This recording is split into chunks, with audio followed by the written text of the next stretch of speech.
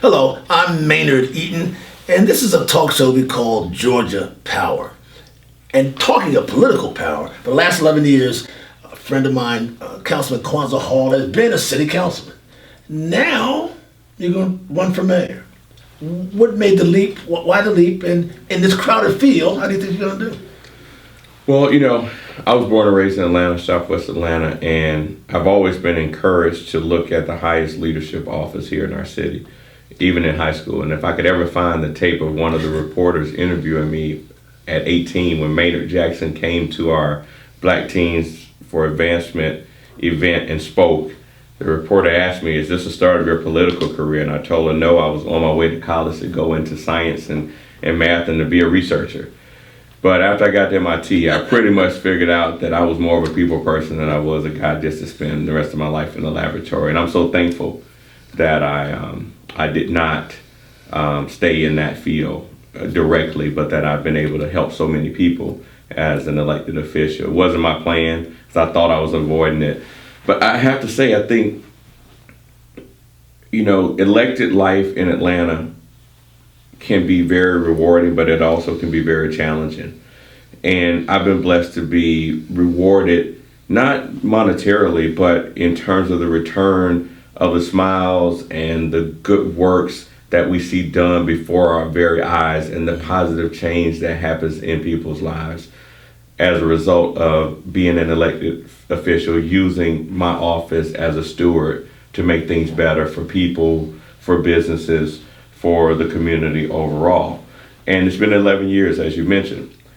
But you get some hell too. Yeah, yesterday, city council meeting yesterday, did Black Lives Matter protest. Yeah. And I bet that had to be delicate to deal with. Yes, but nothing really comes without some kind of turbulence in life. That's a part of life. It's not the toughest thing I've dealt with. I've dealt with far more difficult situations. So I'll just say it was, just a lot going on. But I'm from Atlanta, I'm from the community, so I'm not, immune or I don't have a lack of exposure to real life and how human beings really can be, and how our emotions and our passions can drive us to do things that in some cases can appear irrational, in some cases could even become violent. So I've seen everything in between. But what I think, as I project forward and we look at where our city has been and how far we've come with all the great leaders that we've had, not just the African American leaders, but, mayors all the way back, they've done something to contribute to making Atlanta the great place that she's become or that it's become. And our city is now at an interesting crossroads. Yeah. We have an influx of new people, a diverse group of people. The percentages of African Americans is not as high as it has been. So there's this fear that about a black mayor, this being the last black mayor. I don't really think that's the conversation that has prompted me to really take it very serious about running for mayor. What prompted me is the beautiful experience that I've had over the last 11 years representing a district that is not predominantly African American. Not anymore, anyway. No, and even when I ran the first time in 2005, the numbers were barely 50-50 on population. But when you talk about voting, actual voters, the numbers were more white than black. And if you talk about influencers, this district really has most of the power. A lot of influencers, right? That's right. A lot of them are the companies or offices are located here. But when you project, now you come forward another term, 2009, and the fact that no one chose to run against me, and in 2013 there was talks, but no one ran again. It says a lot about how people feel. That's true. Or maybe no one's dumb enough to do the job or crazy enough to do the job. It's like, well, let Kwanza have it. Mikey will do it. Sometimes I feel like that because they're all having a good time. I come home and, this is a neighborhood where everybody walks and runs and riding their bikes. And I'm like, why are they all having such a good time? And that's what I changed as an elected official. I changed probably in 2007, 8, 9. I said, you know what? I've got to live my life as a steward. Because I'm committed to public service. I'm not in it for the politics. I'm not trying to be political. I care about helping people. You're for the power? No, I'm not really called the power only to help. Not the power that you can get out of the ego rise. I'm not caught up in that. And I had to really ask myself, is that what you're seeking? Because it's easy to get caught in that trap. I just want to help more people and do good. I'm rewarded. My battery is charged off of that. But what I discovered when I came out of the suit and I was able to start riding my bike, and my constituents didn't mind that I was a regular person, and I could go to the bars and the lounges and restaurants and just be there. I didn't have to have on, I could have on jeans, and they still appreciated me. But I have to say, a lot of that is, I give credit to my chief of staff, Dr. Jay Trivy. He has been a consistent, loyal staffer and supporter and partner in everything I've done. And you can't do it by yourself. You have to have a team, and he's been there. And there are others in my office who've been a part. So we have built an operation that services our district in a way that has given us accolades and given us the reward of people not being too mad at us frequently. Every now and then people are upset, and a lot of times that failure comes out of either their lack of knowledge of how the city operates or how to get things done. So they call in one office and they're stuck in kind of the repeat loop, and they get lost in the system. And after 3 months, then they know to call their councilman. And they're like, whoa, you should have called us a long time ago. We didn't know. We thought we just called down. So there are some things that still could be repaired in governments around the world. It's not just Atlanta. It's just oftentimes people don't know how to work the system or how to access the system appropriately or effectively, so they get lost, and then that creates frustration. We started out talking about your dad, SCLC, foot soldier, seeking social justice. Do you think you've extended his quest by doing it in elective office and helping people? My dad, I remember when he swore me in as president of my high school, at Mays High School. And that must have been one of the proudest moments in his life, I think. He was so, he was kind of emotional that day. And I think he was because he grew up in Montgomery, Alabama. His name was Leon Hall, as you know. And he grew up in Montgomery, Alabama, and he was kicked out of high school. He basically had to leave high school because he was an organizer, working with Dr. King and Ralph Abernathy and so many others. And at that point, at 17, he was a straight A student. But either he stayed in Montgomery and risked losing his life, or he come to Atlanta and work in civil rights movement here, because he couldn't stay there because they were looking for him. The governor and all kinds of people, this is when they put a hit out on you and find you. Sheriffs find him. It was real back then for young organizers. So he came here and he began to operate out of here. But I think the work that they did as young men and women at 15, 16, 17, some much younger, but really organizing at those ages, 19, 20, 21. I think they did more at that point in their lives, probably up to 25, than many of us do up to 40, And I look back at the youth group we formed to stop the violence called Black Teen Advancement. That was work that I think spoke to the type of work that they were doing, because it was in the streets. It was dealing with what we were going to do to solve the potential gang crisis that we were perpetuating ourselves as young African-American, primarily men in Southwest Atlanta and all over Atlanta at 18. So today, to be an elected official, I think it would have made him proud, but I think also there's a higher bar and necessary grounding at the same time that one has to be able to live up to and accept in their lives to be able to do God's work in this type of position. Because the grounding forces you to think about every decision you make from the perspective of how you can help others. Are you doing God's work? And sometimes you can, the expediency of the politics to just get something done. If you're tired and you're frustrated that day, you can take a vote that you may not want to do, but you don't have a solution that day.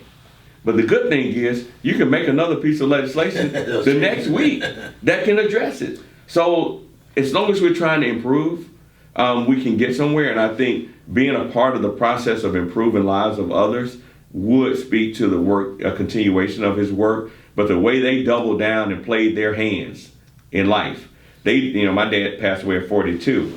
And I asked myself when I was like 40, I was like, whoa, man, what have I done in my life? I mean, he passed away at 42. He'd already been all over the world and done all kinds of stuff and, spoken at the UN and, just really done powerful things. So I think it is, but there's more work to be done. And the work is work in the trenches that people can really feel, that creates structural changes in our society. That's really, they laid out a blueprint that really tells us what to do. These things are right and these kind of things are wrong.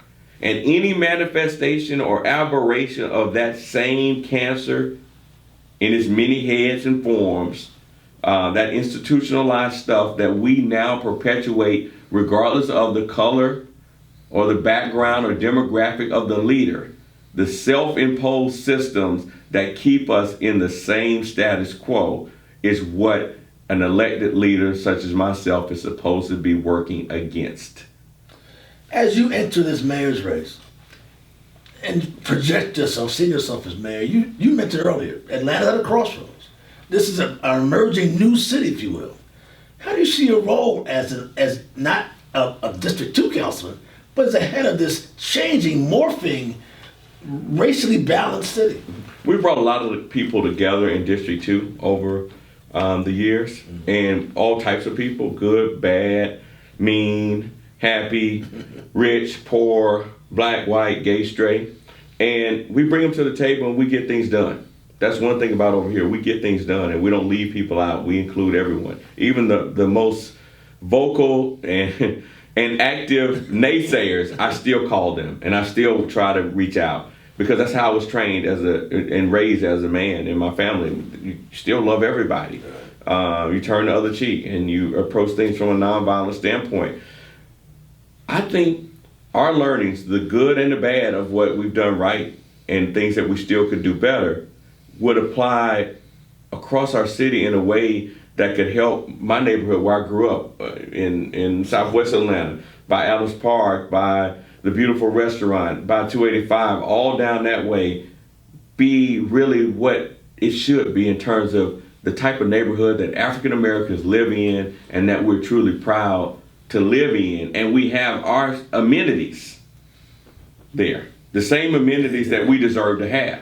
And I think that's a missing piece. And I don't blame anyone, but I believe that that's the kind of thing that I can do. Can you articulate that on the trail? Is that what's going to reach out to voters, you think? Well, I think that's one thing. I mean, some of the basic things are just general equity and inclusion. Still you feel a lot of good things happen in Buckhead and in the north side, and it doesn't happen on the south side. Yeah. But our leaders come from the south side. So there's something different about how we need to put our equation together to get the outcomes that we like to see. And I'd like to offer a different equation and strategy that still provides equity and allows us to maintain home ownership, maintain land ownership, but grow this community to be something that we're even more proud of than we have been in the past. Great restaurants. Yes, sir. People love to come to Old Fourth Ward and in-town neighborhoods to eat at all the coffee shops and cafes. But when I travel to other countries, I travel to, Israel, or I go to New York, or I go to cities that have a little Italy, a little Chinatown, and they have a Greek town, they have a Jewish deli area, Thai neighborhoods, Bangladesh, Bengali neighborhoods. Why can't we have Soul Food Restaurant Row, where you go and get every kind of collard green that you can think of? Some have turkey, some have no meat, some have pork if that's what you want to eat. I think all of that is possible if we design the community that we deserve. And I want to lead that effort, if nothing else. But I think in terms of also bringing communities together across racial lines, across demographic lines, we've been great at doing that. And I'm not tooting my own horn. I'm saying I think the numbers speak for themselves and what we're doing, but we've got to bring our young African American men and women and those who are even older who've been in the margins, out of the margins, and give them opportunity to have a stake in this country and to have employment, but even more so entrepreneurship opportunities, to be treated fairly by everybody in the equation, whether it be banks, whether it be healthcare providers, having access to healthcare, having affordable housing, not being redlined out, having access to live wherever you want to live, and having police to work for you and know that they're not out to get you because of the way you look and the way you dress. And even if I take this suit off right now and I walk out of here, there is a risk. That's true. That something could happen to me, and you know it too. Right. That's true. And that's so unfortunate. But it's a reality. It's a lot better here in Atlanta than it is in other places. But still, that speaks volumes to what Atlanta has to offer. We should, let me just add this, finish this. We should be the model. Are we? we're in that direction. Okay. We have an opportunity to be the model in how we reform the justice system, how affordability really should be done in an urban core city, how transportation can be equitable, and providing, everyone a stake at the table. Equity and inclusion is the driver of the future. And if people don't have a stake, we're going to have more and more controversy and challenges and unrest. And we can do it here in Atlanta. We can show the rest of the world how to do it well. That's nicely said. Do you find it kind of intriguing that you will be going up against, maybe 3 or 4 of your other colleagues running for mayor? Lisa Lance Bottoms, Mary Norwood, Caesar Mitchell, yourself, and at least for now. Is that going to be daunting or challenging?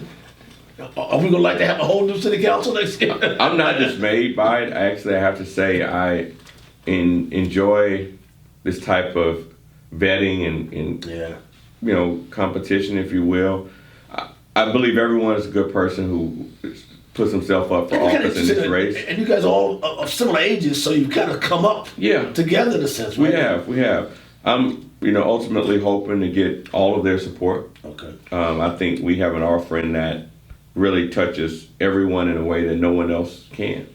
And at the end of the day, my goal is to work with everybody, not to leave anybody out, and to ensure that our city really grows to become the place that we all want it to be. Do you hear along the campaign trail? I know I hear it every day. Some say we got to have another black mayor. This has been our tradition. It's been our legacy. It's been what's set us apart from other cities. You hear others black say it's time to move on. It's time to have a white person. Now, I don't quite get the rationale all the time, but do you hear that? And is there a real possibility you could be or won't, and this might be the last black mayor? Is that something that resonates or you hear about a lot?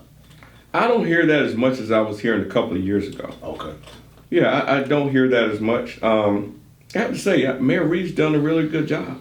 He's done a really, really good job, and I think people were a little, not sure about what he was doing and what his personality was, but you were among those. Yeah, I was. But I have to. The numbers don't lie. His key performance indicators in terms of getting the books solid, getting our finances right, working to address the rest. He's done it. He really has done the work. He works hard. He's committed. He's focused. I think he's very strategic. It's not easy, and he calculates his decisions and his moves, and he's willing to take the flag sometimes. But I think every mayor has to make certain types of decisions that they get beat up upon, about. For Ambassador Young, he's traveling too much.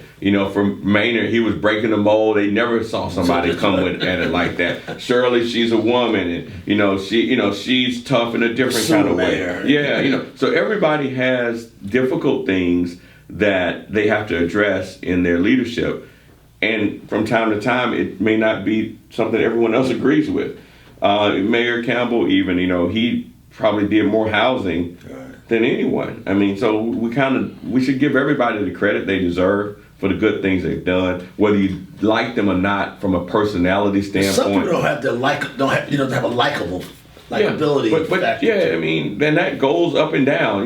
People are real funny and fickle out here in society. One second people love you, next second they hate you. And for those who care about that, it can be, pain. But if you don't really care whether people love or hate you, as long as you get things done. But you've changed your opinion of him. Is that? Oh, absolutely. Mayor Reed? I believe Mayor Reed has done some great things for our city.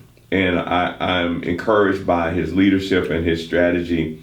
And I like that it's a young African-American man who's not much older than I am, who really is taking on the mantle to do the work. It's not easy. You could easily just say, I don't want to do it. Because, still you got to deal with everybody hitting you on the back and knocking you across the head and just mad at you, frustrated. It doesn't go their way. Maybe you were mad that day and it kind of rubbed them wrong, whatever. He's been willing to stay in the boat, stay in the game. And it's been 7 years. I have to. And you still want to do this? Yeah, I want to do it. I think. And what will your legacy be? What do you think people will be saying about you 8 years? Well, there's a little secret to it, so I can't say it all right now. But if you look at where we can go moving forward and the types of things I've been good at, and you just project out. Well, Kwanza does these things. This is what his district looks like. what things would we like to see in the rest of the city, Right. and what things have been done so well that, wow, if you could magnify that, what kind of impact could it have done properly? Ladies and gentlemen, we're talking to possibly the future mayor of Atlanta, but certainly one of the most dynamic city council members on the Atlanta City Council, Kwanza Hall. Thank you so much, man. Thank you. This has been Georgia Power. I'm Maynard.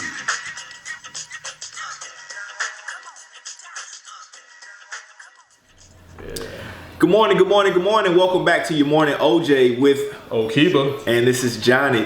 Oh man, we really appreciate the support we've been getting. It's really good to be back in the studio with you, brother. It's been a little break because we've been busy. I mean, even we get busy. That's part of running a successful business. But we're back today. So before we dive into it, as always, if you have not already subscribed to Young Black Entrepreneur Magazine, I'm not sure what you're waiting on. We've been telling you this for years. You see the people we've been highlighting, and the evolution is only going better and better. So go ahead over to ybemag.com and subscribe to get everything you need to know and everything you will need to know about running a successful business. Now today, we've been waiting on this topic for a while. We talked about this one in the beginning of the season. Doing business with the black church. Oh God. Now before we go into it, I know some people go, well, why you saying the black church? Because there are certain business things that pertain to doing business with a black church that don't have anything to do with any other church At all. They don't operate like that in the Hispanic church, in the Caucasian church, in the Asian church, in the African church. It just doesn't go that way At all. These are things that are for our churches, right? Yeah. So and this is not a knock on any church, No. but this is definitely hopefully going to be a light on the topic for all the churches that are trying to run business, but doing it horribly. For all the churches that need to run business, whether that's for additional streams of revenue, whether that's for expansion, whether that's for growth, whatever the reason is, I understand churches doing business, but a lot of the black churches are just not doing business, not good business. They're doing mob business And Negro business. Yeah, street You know what I'm saying? So we want to dive right into it. And I mean, I know you've had a ton of experience with this topic, and we try to keep our conversations neutral, right? So we're not gonna ever call a name, but we do want to talk specifically because a big part of our business is transparency.